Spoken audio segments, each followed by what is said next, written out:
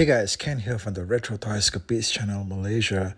At SDCC 2025, Hasbro just revealed one of the most unexpected, far-fetched, and perhaps even wholly unnecessary crossovers of the last 40 years. Now, after previously merging their MOTU Origins line of action figures with the Teenage Mutant Ninja Turtles, and then with the just launched and presently still ongoing collaboration with Thundercats, Masters of the Universe is now crossing over with, and get ready for this, guys. You may need to be sitting down. Transformers. Okay. Guys, look, when were they even planning this? All right. And for how long? Okay. Because you already have the figures up for pre order, in fact, on Mattel Creations right now, with early access, of course, for Club Grayskull members. Now, Hasbro dropped the reveal news at the same time the pre orders went out. So you got the news for the first time, and you could also immediately order the figures at the same time, all right? Which means that, look, these guys can pretty much do anything that they set their minds to. Okay, listen, I'm not opposed to the idea of 80s toy franchises teaming up. Okay, it's just that in this case, the concept looks really forced, and the execution of it looks pretty bad to me. Now, what we have here is a pair of Eternian heroes and villains, Man-at-Arms and Skeletor, basically playing dress-up by wearing Autobot and Decepticon parts. Okay, why is there even a need for this, guys? Now, I will say that the packaging looks cool, okay, because anytime you slap on those 80s Transformers grid lines on something, it just rocks, okay? I can't knock the packaging for anything. The figures, however, are something else, all right? We have the Megatron armor Skeletor and the Bumblebee armor Man-at-Arms. Both of these guys look like they're at a costume party for a 5-year-old kid's birthday, all right? Now, Skeletor has Megatron's helmet on. I'm not sure if that thing is removable and you get to see his full face underneath though, all right?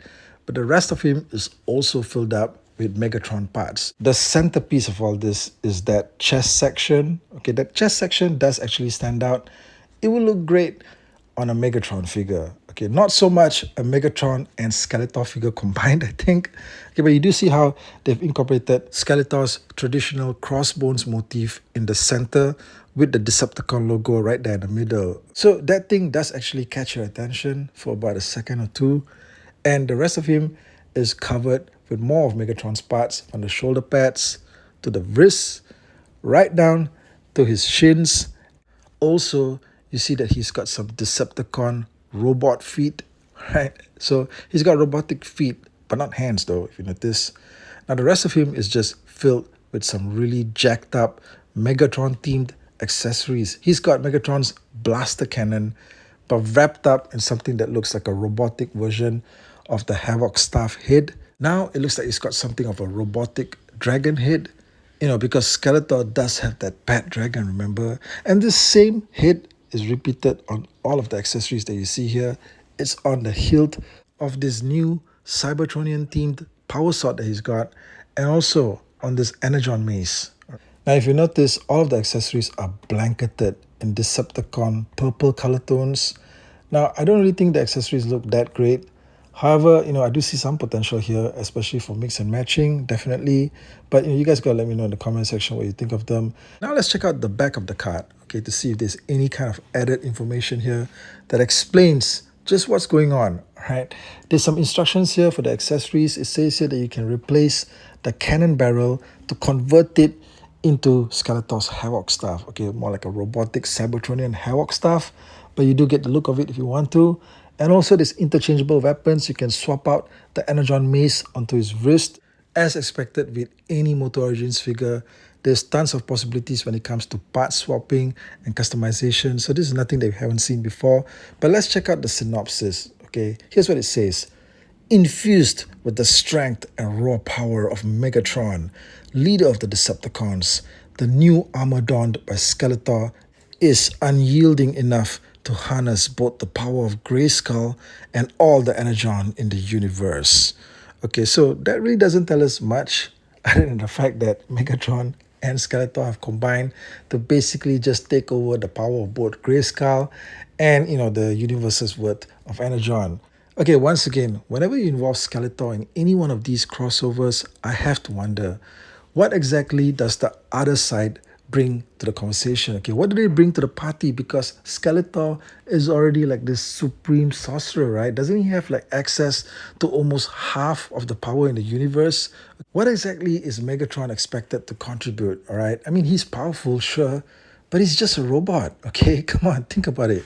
Okay, now let's check out the Bumblebee Armor Man at Arms. Okay, let's check out what exactly he comes with and what the synopsis is, because from the outside, it just looks like Man at Arms is having a good time varying Bumblebee parts. Okay, so it says here, Man at Arms discovers that the Bumblebee armor is intuitive with the needs of its owner, right?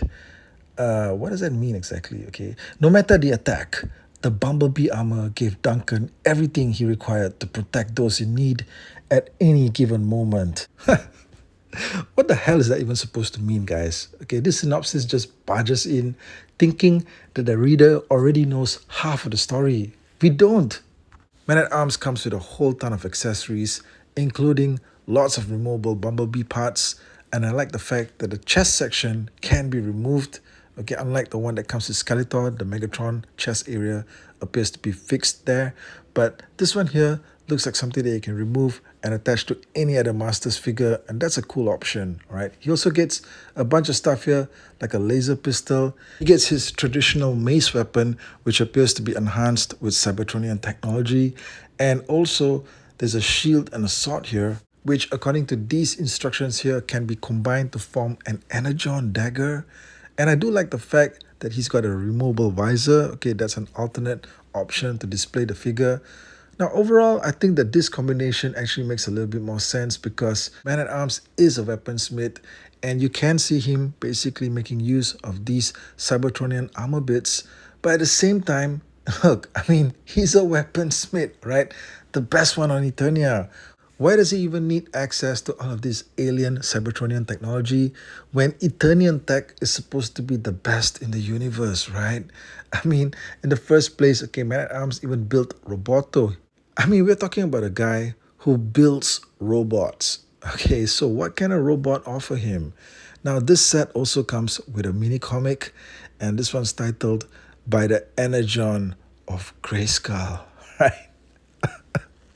I mean, look, that title is either brilliant or just fully cliched and cringe, right? You choose. Either way, this book probably may offer some clues, I guess, to what's going on here. I do think that it's great though that we do have a comic book tie-in because usually, aside from the toys, we can't expect that to be a cartoon series. So the comics are a pretty good medium to expand the story. Now, the one universe that I think is most suitable, okay, for MOTU to actually cross over with is that of Hasbro's own Visionaries. Okay, come on. This is a union that was made to happen from the get-go, right? It's just that, stuff like this didn't seem possible because Mattel and Hasbro just seem like two totally different worlds. And now that they've officially crossed over with stuff like Transformers, it does make you wonder what else is possible. Now, there's one more thing I wanted to add here, and I also wanted to give a tag and a shout out to Transformers of Eternia. Okay, a friend of the channel. Do follow him on his social media, especially Instagram and on YouTube. His brand has always been about Masters of the Universe and Transformers. And I know that he'll appreciate this idea because I saw him proposing something similar as well. Now check this out, okay? This right here is the vintage 80s MOTU attack track, all right? This is one of those vehicles that, I always thought would turn up in Origins. It has not so far, probably because of the fact that it's motorized. And Origins seems to be steering away from any of those MOTU vehicles from back in the day that came with batteries, okay, for some reason, all right? But probably, if they do get around to making something like this, they'll probably need to crowdfund it on Mattel Creations. The attack track has a really unique operating feature. Okay, it's one of those things that you just have to see to believe, right? I love this thing. I love the way that the tank moves. Okay, it's awesome. Now, looking at the colors of this thing, okay, I'm just checking this thing out. Red and blue all over. And this thing is also very futuristic looking. It's a sci-fi kind of vehicle, right? And given the fact that we've also seen Cybertronian modes for Optimus Prime, leader of the Autobots. Okay, we've seen him in these futuristic truck modes. Now, how hard would it be to get something like this attack track to convert and transform into Optimus Prime? Okay, how about that for a crossover? You get Optimus Prime to transform into something like the attack track, and I guarantee you it's definitely going to be something a little bit more believable than having our Eternian Warriors put on Transformers parts like pajamas and like they're going to a slumber party or something. Guys, let me know what you think about all this in the comment section. I want to hear from you. And guys, thanks for watching as always. I'll talk to all of you again real soon. Take care out there.